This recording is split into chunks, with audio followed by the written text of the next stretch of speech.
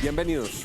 En medio de todas las tempestades jurídicas, políticas, diplomáticas que se generaron a partir de la decisión de una sala de la JEP de conceder la garantía de no extradición a Jesús Santrich, el país ha estado indagando y tratando de entender qué fue lo que pasó, por qué se tomó esa decisión.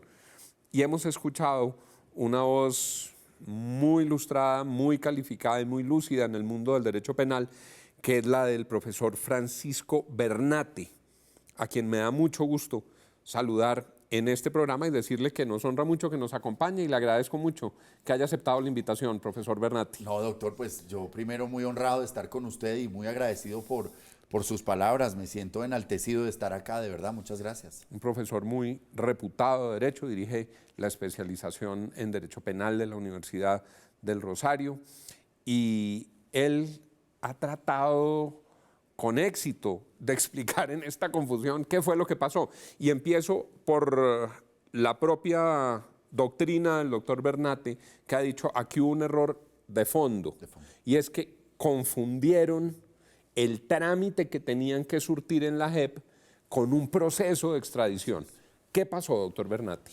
Los ciudadanos a diario hacemos trámites. Un trámite es una interacción entre un ciudadano y el Estado donde no hay debates. Por ejemplo, voy a sacar mi licencia de conducción, voy a sacar una notaría, algún documento. Eso es un trámite. La extradición es un trámite.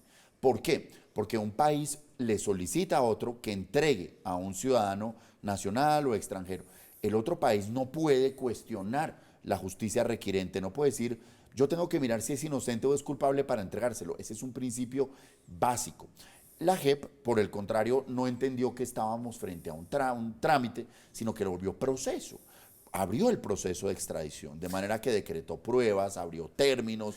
La JEP no ha debido decretar las pruebas. No ha debido hacerlo porque ya de entrada eso iba a terminar en el enredo en el que terminó. Y es que la persona termina juzgada 2 veces, en Colombia y en Estados Unidos. Uno de los salvamentos de voto le dicen a la JEP, a la mayoría de la sala, ustedes pidieron la prueba imposible. Así es. Esas pruebas no se han debido pedir y las que pidieron eran imposibles. Claro, no se han debido pedir, insisto, porque es que es el juez de los Estados Unidos el único que la puede valorar. Pero pareciera que los magistrados de la JEP hubiesen estado esperando algo de lo que se hablaba en tiempos de la Inquisición, que era la prueba reina, algo contundente. Y eso en un trámite de extradición no se puede hacer. ¿Por qué? Porque no debatimos si Jesús Santrich es inocente o es culpable. Y eso es el fondo de ese salvamento de voto. Pareciera que aquí se abrió una especie de juicio a manera de preludio antes de entregarlo a los Estados Unidos y naturalmente eso no corresponde. Dicen, a la JEP le correspondía en ese trámite solamente determinar una fecha. Una fecha. ¿Y con base en qué? ¿Para eso tenía que pedir pruebas? No. El Estado requirente es el que da la fecha. Si los Estados Unidos dice, o España o Portugal, en las extradiciones que vemos todos los días en Colombia, ellos dan los hechos, ellos dan las fechas. Nosotros no podemos cuestionar eso porque, insisto, sería cuestionar la jurisdicción del otro país y eso en términos de relaciones internacionales no se puede hacer. Me dijo el doctor Bobadilla, el magistrado ponente, en una entrevista que hicimos en nuestra cadena aliada Caracol con Darío Arizmendi, la razón por la cual hay una diferencia en lo que sostenía la Sala Penal de la Corte Suprema de Justicia y lo que nosotros hicimos, refiriéndose nosotros a la JEP, es que nosotros teníamos que velar por cumplir la garantía de no extradición. Como la misión y el mandato de la JEP era la garantía de no extradición, no bastaba con ser notario de algo que dijeran los gringos. Pero en la Corte Suprema de Justicia, en su trabajo ordinario, también hay garantías de no extradición. Nadie puede ser extraditado si no hay una acusación, si el delito por el que se le acusa no tiene 4 años o más, si no existe un tratado, si no se ajusta a unas reglas. La regla de no extradición es en general y no por eso nuestra Corte Suprema de Justicia, en las miles de solicitudes que ha tramitado en estos años, entra a hacer un análisis de pruebas. no corresponde. Escucho voces que dicen, eso de revisar solo la fecha implicaría una renuncia a la soberanía colombiana. ¿Por qué le van a dejar a un juez gringo que tome esa decisión? Pues eso podría discutirse en otro ambiente, pero no en el de la extradición, que es un mecanismo de cooperación internacional y que se rige por un respeto a las formas propias de esta figura que tiene un origen muy atrás, de manera que ese discurso de si estamos entregando soberanía o no, pues sería un discurso aplicable a todas las modalidades de extradición y yo creo que afortunadamente Colombia, pagando el más alto de los costos, ya tomó una decisión de insertarse en un contexto transnacional de lucha contra el delito y decir que la extradición es un mecanismo eficiente. Eso nos conduciría entonces ni a entregar a ningún colombiano ni a recibir a ningún colombiano y eso hoy en día es inviable. Doctor Bernate, de acuerdo con eso, lo que ha debido ocurrir es que la JEP certificara que la fecha que está en los documentos que vienen de autoridad extranjera es posterior a la firma de los acuerdos. Luego con eso se habría ido a la Corte habría surtido su trámite y se lo han debido mandar al presidente Duque y él tomaba la decisión de si lo extraditaba o no lo extraditaba. ¿Es correcto? No es más que eso. ¿Qué sigue ahora? Ahora que se produjo ese fallo, que se produjo la apelación y que por otra parte vimos esos episodios un poco melodramáticos que tenían la información sobre un intento de suicidio, Santrich herido, las ambulancias, los manifestantes afuera, la salida, la recaptura y hoy tenemos dos procesos, una apelación en el proceso de extradición interpuesta por el procurador y un nuevo proceso con fundamento en las nuevas pruebas. Para nuestros televidentes, ¿qué sigue en el de extradición y qué sigue en el nuevo proceso? En el de extradición se estrenará la sala de segunda instancia de la JEP. Es la primera vez que conocen de un asunto y llevan trabajando ya casi 1 año y medio. Por primera vez se ocuparán de esto para una de dos, confirmar la decisión y decir aplico garantía de no extradición, se queda acá, o revocar y dar un concepto favorable, caso en el cual el señor Santrich se va extraditado, salvo que el presidente de la República pues niegue esa extradición, pero bueno. Le oí decir esta mañana, también en nuestra alianza con Caracol, que de acuerdo con los antecedentes que usted conoce de los magistrados que integran esa sala, es altamente improbable que cambien la decisión de primera instancia. En mi nivel de percepción es absolutamente improbable, hay certeza de que eso no va a suceder. Allí hay personas con un activismo marcado, que en su vida profesional han hecho activismo judicial en favor de causas como las de las FARC, lo cual pues yo no estoy cuestionando, cada uno ejerce su profesión como sea, pero si uno tiene unas convicciones, pues creo que uno mejor está de litigante y no en el tribunal, ¿no? O personas que han sido candidatas por la izquierda. Yo creo que ahí no hay ninguna opción de nada.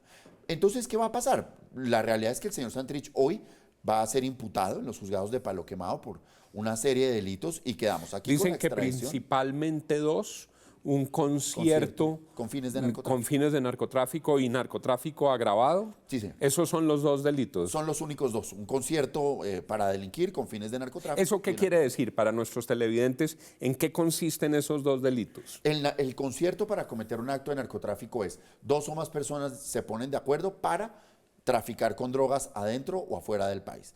Y el narcotráfico consiste pues en el hecho de comercializar sustancias prohibidas, sustancias estupefacientes. Entonces, si la sala de apelación niega el recurso, muere el proceso de extradición, pero queda vivo un proceso en Colombia. Así es. Ante la justicia ordinaria. Ante la justicia ordinaria, que es el que está iniciándose hoy a través de la imputación de cargos. Hoy queda hecha la imputación de cargos. ¿Qué sigue? ¿Qué sigue en ese proceso? Inmediatamente el fiscal solicitará ante el mismo juez, que es la juez 16 que ha venido trabajando desde el fin de semana, que el señor tenga una medida de aseguramiento intramural, que vaya a prisión. Eso ya pues no se sabe, pero el hecho es que el señor tiene un proceso abierto en el cual la fiscalía tiene 240 días para llevarlo ante un juez con las pruebas y acusarlo para que se tramite un juicio oral, público y concentrado. Tienen 240 días, que son 8 8 meses. Mientras tanto, la decisión de si le dan detención intramural o no, Se toma hoy mismo. hoy Mismo. Y eso es cuando los televidentes oyen el vencimiento de términos, es si a partir del momento en que el juez decide mandarlo a la cárcel, a los 240 días, la fiscalía no ha presentado frente a un juez la acusación y las pruebas, el señor quedaría libre por vencimiento. presentan lo que llaman un habeas corpus Al otro, para que lo puedan sacar por el vencimiento de términos. Y le pregunto por eso, mientras estaban en todos esos episodios tormentosos, se produjo una decisión en la que se fallaba el habeas corpus a favor de Jesús Santrich. así es. ¿Ese habeas corpus se agotaba para el proceso de extradición Se agotaba. o se extiende al otro proceso? Se agotó. La JEP dio la orden de liberar a esta persona, de dar la libertad es inmediata. Si transcurridas 36 horas desde la orden la persona no está libre, se interpone un habeas corpus, que fue lo que sucedió, y cualquier juez de la República, en este caso el Tribunal de Bogotá, da la orden de liberarlo de inmediato. Y eso fue lo que sucedió. Eso es, como decían, ipso facto. Ipso facto. Inmediatamente. Inmediata, la liberación debe ser inmediata y reconocen que esta persona se mantuvo privada de su libertad sin que hubiera razón a ello. Es muy grave. Escucho en personas cercanas a la defensa de Santrich decir, no le cumplieron el habeas corpus porque no alcanzó a estar libre. Cuando iba a estar libre, lo volvieron a coger. Yo estoy de acuerdo. Una cosa es la ideología, que a uno le caiga bien, regular o mal la persona, y otra cosa es lo que es. El señor Jesús Santrich tenía derecho no solo a que se le pusiera en libertad en términos jurídicos, a que esa libertad se materializara, a que la persona hubiese podido tomar una decisión de vida. Ser libres es eso. Quiero estar aquí, quiero estar allá, quiero coger este bus o me voy a subir a este taxi. Si miramos el video, el señor Santrich nunca gozó de su libertad, nunca pudo autodeterminarse. Pero ya la juez del caso pues dijo que no, que esa es una captura legal y pues por ende ese debate estaría parcialmente superado. Porque mire lo curioso. Eso es lo que hace el juez de garantías. Eso es lo la que juez hace de el juez de garantías que dice estuvo bien. Estuvo bien la captura. Así es. Pero claro, entiendo que existía esa polémica y existe otra acerca de si tiene o no tiene fuero Jesús Santrich, porque como desarrollo de los acuerdos de paz, a él le correspondía una curul en la Cámara de Representantes, curul en la que nunca se ha posesionado. Unos dicen, como fue elegido, adquiere el fuero. Otros dicen, de acuerdo con la doctrina de las altas cortes, así haya sido elegido, si no se posesiona, no adquiere el fuero, porque el fuero se adquiere con la posesión. Así es. Es chistoso. Mira cómo la libertad se adquiere cuando coge un bus, cuando se sube a un taxi, cuando cruza esta línea. La condición de congresista se adquiere con la posesión y con la credencial. Lo que pasa, y quizá lo que haya dado lugar a esas teorías es, cuando yo resulté electo y me posesioné con dineros del narcotráfico o con alianzas con delincuentes, pues nuestra Corte ha extendido el fuero a momentos previos a esa elección para decir, hoy es congresista, lo investigo por esos actos previos cuando no lo era. Pero este claramente no es el caso, el señor está correctamente juzgado como un ciudadano de a pie. Doctor Bernati, ese día, el viernes, hubo mucha especulación acerca de si el presidente Duque decretaba la conmoción interior y por la conmoción desconocía las competencias de la JEP y extraditaba por vía administrativa a Santrich. Algunos dijimos, pues eso es bastante delirante y altamente improbable, pues no parece posible que eso ocurra. ¿Hubiera podido ocurrir algo de ese estilo? Nunca jamás. La conmoción interior requiere un evento imprevisible que realmente genere una turbación del orden público que acredite medidas extremas. Y pues la libertad de Jesús Santrich no cumple esos requisitos. Pero segundo, supongamos que sí.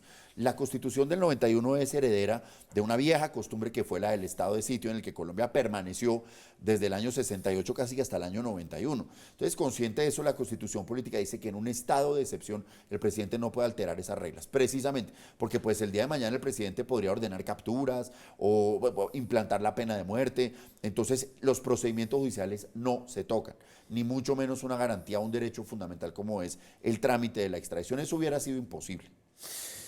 Vuela el tiempo. Es el respetado profesor de Derecho Penal Francisco Bernati, director de la especialización de Derecho Penal de la Universidad del Rosario. Ha sido un gusto tenerlo aquí, doctor Bernate. Muchas gracias por habernos acompañado. No, el gusto y el honor es todo mío. Le deseo un feliz resto de noche a todos los televidentes. Gracias y reiterar que me siento muy honrado y muy enaltecido de estar acá. Muchas gracias, profesor Bernate. Y a ustedes, muchas gracias por acompañarnos. Sigan con Red Más Noticias. Y recuerden que conocer las noticias es bueno, pero entenderlas es mejor. Feliz noche para todos.